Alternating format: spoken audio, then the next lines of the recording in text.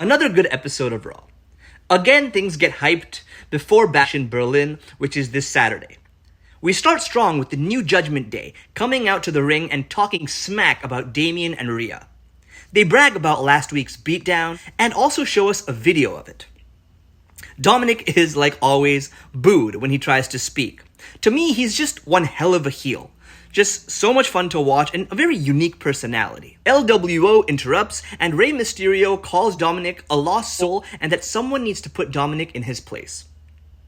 After some back and forth, a brawl breaks out, leading to our first match of the night, LWO versus the Judgment Day. This was a fun match, and I actually felt the LWO will pull it off somehow. But of course, the Judgment Day cheats to win, with Dom finishing the match by pinning his dad.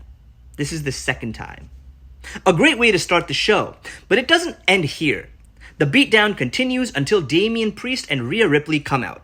Liv and Dom manage to get away, while Carlito and JD McDonough get taken out by the Terror Twins. Now all that is left is Damian and Rhea versus Dom and Liv at Bash in Berlin. Who do I think will win?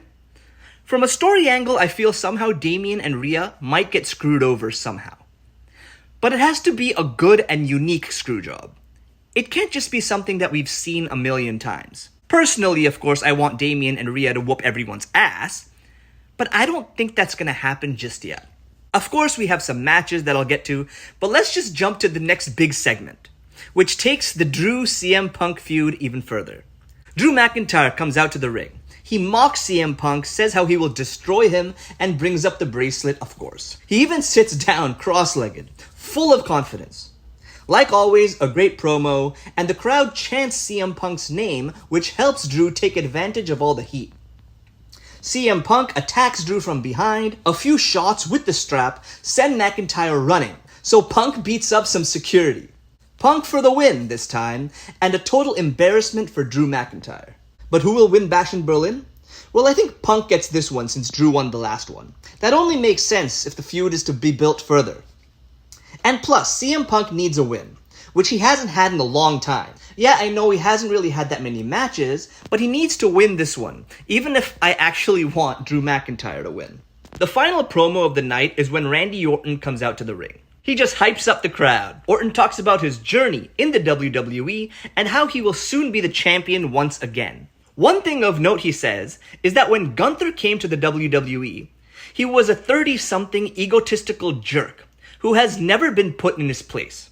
Orton, however, has had to beat his own demons, and those were a lot more dangerous than anyone Gunther has ever faced. He talks of his struggles and really just hypes up his match on Saturday. I, for one, think Gunther will win. He's in for a long title reign. Then maybe Orton versus Cody? Heel turn? Who knows? Two matches that stood out to me on this episode of Raw were Bronson Reed versus Braun Strowman and Chad Gable versus Uncle Howdy. Other than these ones, the first match was fun. The Reed versus Strowman match doesn't end with any result.